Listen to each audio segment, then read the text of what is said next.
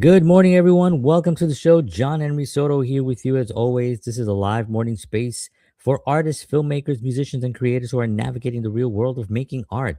On this show, as always, we talk about positivity, but not that fluffy, cheap kind. We talk about what actually stops artists from moving forward, the struggles we all face, and how to move through them with clarity and purpose. We'll also highlight good things happening in the industry, share ideas, suggestions, and practical advice, and most importantly, have honest conversations. This is a live show, so if you're here right this second, feel free to ask questions or just join in. This is a place to reset and get grounded and start the day moving forward. And good morning, everyone. Hope you're doing well. Man, what a weekend it was for me. Super busy, a lot of great, wonderful things going on, but man, I am exhausted. Somehow, I managed to get up at 5 a.m. and go to the gym. So Monday, Wednesday, and Fridays is my gym days, and I tell you what, woo! Today was one of those days where I was like, I think I could justify staying home, right? Nobody's gonna like get mad at me. Nobody's even gonna give a rat's butt. So I'm like, maybe I will just stay home.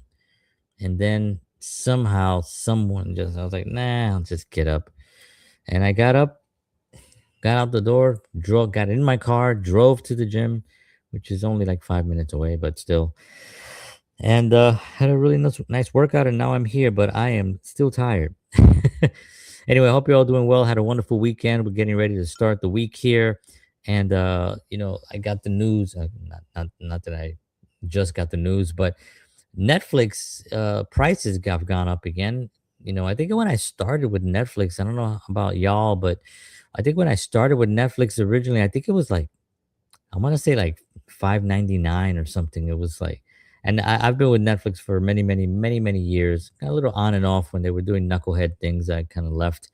Then I came back after they kind of like cleaned up a little bit. I think they're struggling, even though they have so much money. They need more money.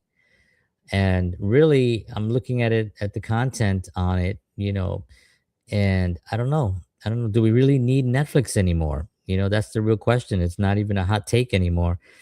There was a time when Netflix felt like the center of entertainment, the one place you can go and always find something worth watching. But today, the landscape has exploded with platforms like Disney Plus, Amazon Prime, Hulu, Apple TV, all producing high level content. Netflix is no longer the default, it's just one option to a crowded field. And there's so many. The annoying part of it is that you're trying to find a film that you want to watch. Now you got to go to 10 different platforms just to find out if they have it. And then some of them don't. And then when you have Amazon Prime, for instance, they have the film there, but you got to still pay $4 for it. So they don't have the film there. And you only rent it for a little bit. So imagine you're renting digital. You don't even own the physical anything, and that's why so many people are going back to DVDs and purchasing. And they're actually making DVD players again, like brand new ones, nice ones that you can purchase. They're making record players that you can actually people. There was something tangible about that. And I've talked about this endlessly on the show here. We talked about how there's when you go out and for those of you of a certain age, especially Gen X, you go out and you buy a physical record and you bring it home and you open up, and the albums, and you look at the liner notes and you listen to the record while you're looking at all the pictures and reading everything that's on it. And it was an adventure. It was an exciting moment. There's this just so lost right now. It's coming back to a certain degree, but there's a certain generation that's just already they're done. They don't have the mental capacity. I mean, maybe they can gain it. Maybe there's an appreciation that will grow at some point, but they just lost that whatever that gene is to appreciate the physicality of art. Actually owning a record, a DVD, a VHS tape. Physically owning it that you can pop it in and watch it anytime you want. There was a certain joy to that. And with digital now, it's kind of gone away. So this is one of the questions that we're all asking ourselves. Not to mention that the streaming platforms have ruined so much for so many people. I mean, look at sports. Can you watch a full season of sports on one thing? I mean, now you got to pay so much more just to get all the games and to get everything, depending on what you want to watch. It's really a difficult thing for people who I'm not really that much into sports anymore, but I can't even imagine. I watch the Yankees, on Channel 11 in New York all the time, and sometimes they were on Monday night, on Monday Night Football. But there was also like sometimes baseball in the evenings during the week, and you just watch it on regular television. Everybody had access to it. We all watched it, and now it's such a scramble to try to find your game unless you pay a lot of money per month to have access to these games. Are people going to continue paying it? Yes, some people are. People are love their sports. But when it comes to films and movies, a lot of these platforms they license these films for a certain amount of time and then they lose access after a while and the film goes back to whoever owned it, and then they're just finding the next person that wants to license their film for the next couple of years or year or whatever it is. Um, and all these platforms, Amazon, Prime Video, Hulu, Apple TV, Disney Plus, Paramount Plus, Netflix.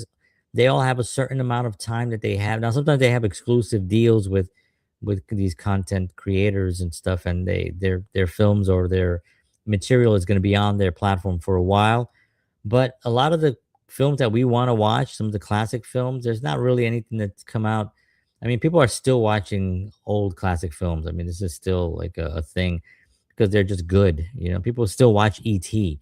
E.T. is still a phenomenon. It's still a great film. It doesn't matter when it came out, right? 40 years ago, it's still a great film. And I think that that's part of the dilemma that people run into. It's like, do I want to really have these films digitally anytime I want them, and with the risk of them going away because the licensing, you'll see it posted, goes away in 10 days. And where are they going? So can you follow them? No, they're not going to tell you where to go to follow. You have to now figure out who's licensing this film if you're going to go watch it. Now, if it's on Hulu, now you got to get a Hulu membership. Netflix now just went up again to like $20, and it's kind of a crazy, crazy thing. Good morning, Kimberly. Welcome in. Kimberly says good morning. Oh, good morning to her and everyone. So we're talking about Netflix and what do we need from it? Now, content has changed, right? What's even more, what's changed even more is not just the platforms, but is how we engage with content, right? It used to be about access, getting movies and shows instantly without going to a store or waiting for cable schedules. Now we have too much access. And ironically, that's made the experience feel less special. That is true. That's what I was talking about.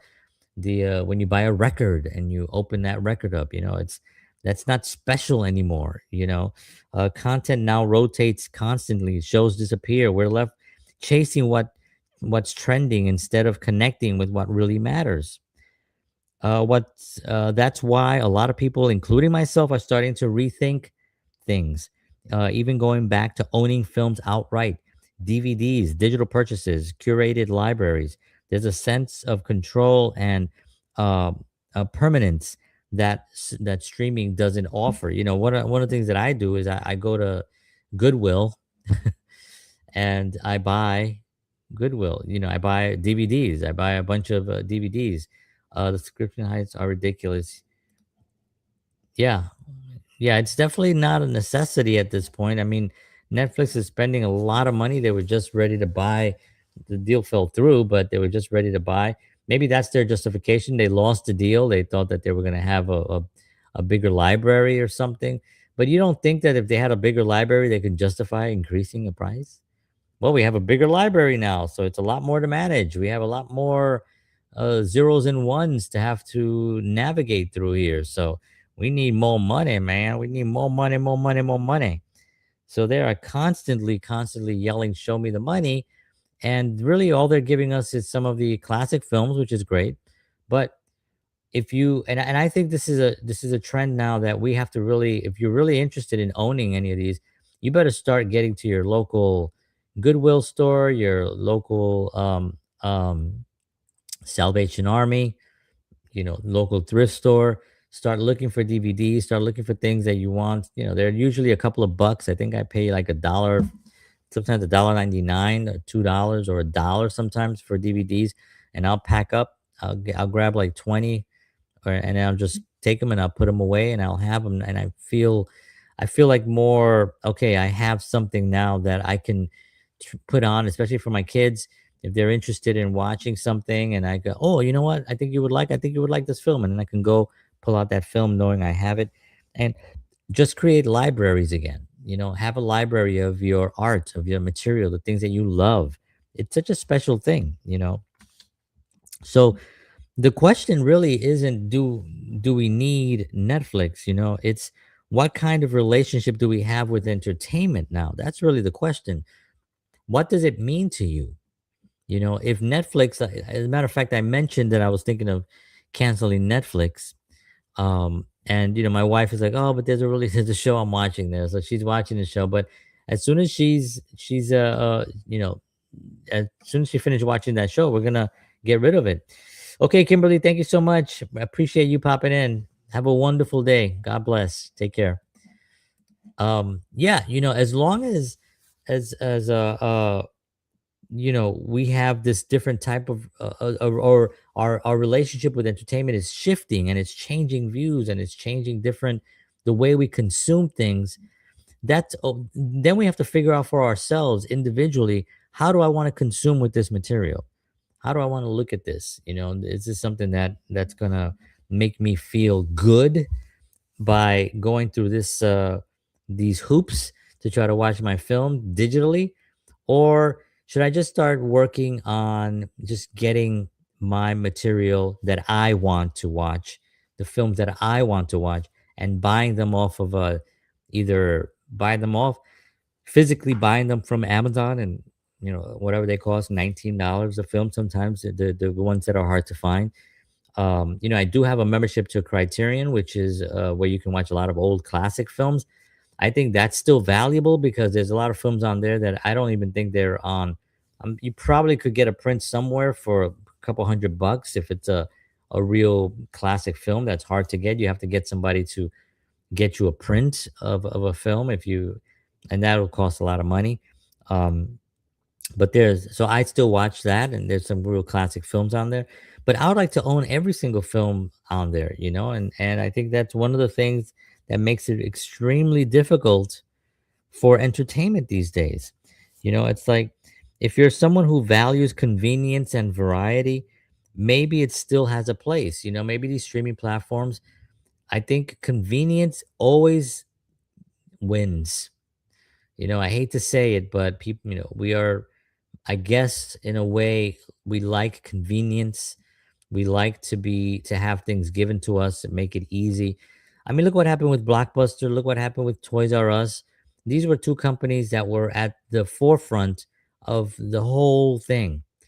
And they thought to themselves that no one, and this is from their CEOs, who probably were fired right after this, but they said, especially Toys R Us, they said, you know, no one is going to purchase toys online. People are going to want to go to the store and physically touch the toys and have the kids running around, and it's an experience. It's a stressful experience. Parents didn't like that.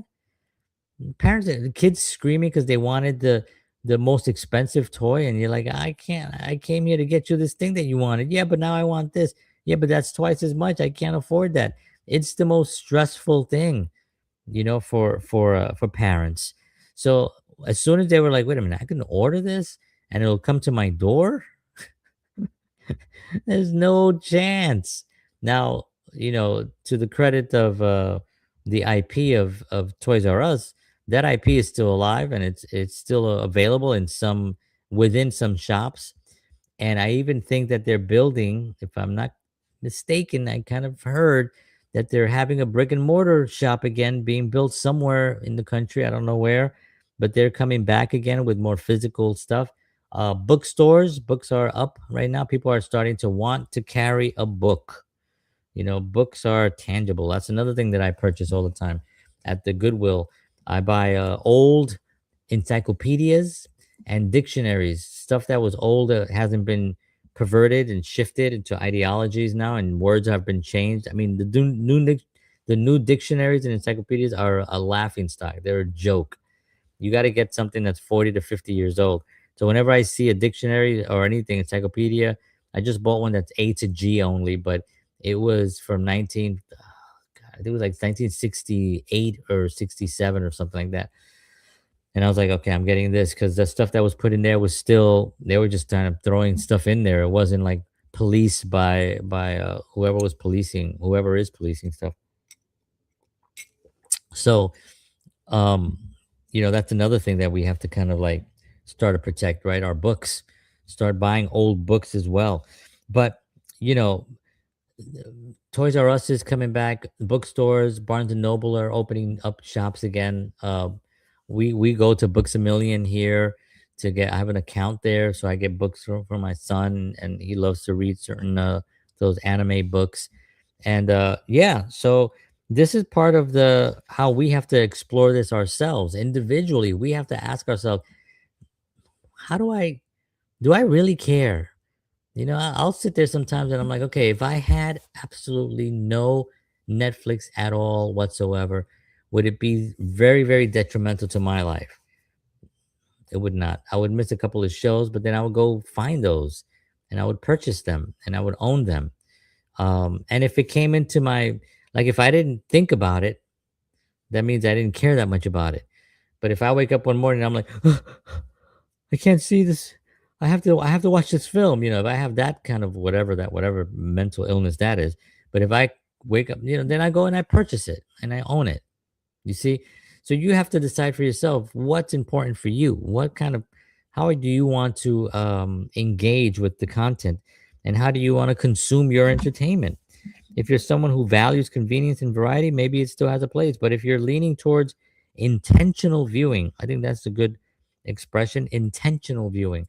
I want to watch Goodfellas tomorrow. Tomorrow I'm going to come home, I'm going to make myself a nice meal, and I'm going to sit down in front of I don't have a TV actually. We don't have a TV. That wall usually would probably have a TV, or the one by the fireplace here, but we don't have a TV. But if we did have a TV, that's what I do. But I watch things, I stream things here on my screen. So the question is, how do you want to view your material? You know, if it's intentional viewing, like I love to do, then that is, it feels more exciting. It feels more like an event is happening. Like, okay, tomorrow we're gonna watch, with the kids. Okay, we're gonna watch ET tomorrow. So everybody come here, be here on time. We're gonna start it at 8 o'clock. We're gonna watch ET. And it seems it's more special, and you have the control to really change the experience of content and entertainment for your own children. You have that power. It takes a little bit of work, but for Christ's sakes, put the work in. What the hell are you doing? I know people are busy. We're all busy. My wife and I were talking about that yesterday. My wife has a full-time job as a teacher. She works at the church part-time. She's got two kids. She uh she does her artwork, all this artwork that you see here on behind me. That's her art that she does. She does fluid art and abstracts, and we have beautiful artwork all over our home. um she takes care of herself, she eats well. I mean, there's a lot to do. I'm kind of in the same situation. I do this show, I have my Sunday show. I just did a shot a scene in a film. I just did some auditions. We homeschool our kids. That's another thing my wife does. 2 days a week, she does the homeschooling. When she comes home after work, she teaches our kids. Plus, we take them to the church, and they're doing some courses there that they just started. I mean, we're actively doing stuff, and within that, we start thinking to ourselves, well, the reason why we can do stuff is because we don't veg out. We don't sit on the couch and just watch TV. We there, it's intentional viewing. We're gonna watch an episode of Monk, which is a favorite show of ours. We're gonna watch. I'm gonna sit and watch parts of The Godfather. I've been getting my wife into watching The Godfather, and we're doing it in pieces. And I'm explaining to her certain scenes, and certain things that are happening in the film so she can and enjoy it, and not have to watch it a million times like I have.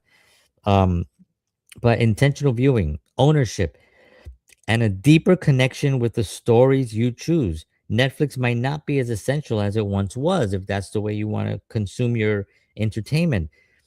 And I think the real shift is not that the real shift is happening that way. It's not in the platforms that the shift is happening, but I think it's in us. We're changing. We're realizing that there's a little bit more, and then with AI and all that other nonsense coming in, it's sort of like I think we want to start connecting with one another again. We want to start feeling the passion and love and shaking someone's hand and saying hello and having an experience together in the theater, and going out and having those times of experiences. I think are coming back again, and it's a wonderful thing when you really experience it with others that are feeling the same way. And I think that's coming up more and more now as we progress, um, on this entertainment journey. So am I keeping Netflix? I don't know yet, but I will say that, there are some things on Netflix and on, it had a great run. It had a great, it was very useful for a little while. I liked when we got the DVDs in the mail, and remember we get 3 DVDs, and I think we paid like, gosh, I don't remember. I think that was the more expensive. It was like $9 or something, or $7, whatever. And we would get 3 DVDs, and we would watch them, and then we would send them back. And you order them online, and then you kind of forget what you ordered, and then they come in. Oh, what did we get again? Oh yeah, we're gonna watch this. Oh yeah, we're gonna watch this. And we would sit down, and I think my wife and I, one year with Netflix, when it first came out, and we started just getting them every single time, we watched that year like 136 films. I don't even know, but every day after work, we'd come home, we'd have dinner, we sit down and we watch a movie, and it was a special moment. And I think people are starting to do that again. This whole binge watching, it's such a cancer in entertainment. People sit there and you watch 5 6 episodes of a show. I mean, you've killed the vibe. The whole joy was like waiting that week to have to watch your favorite show, and then you get to talk about it that whole week, and then you see the promos coming up for that week.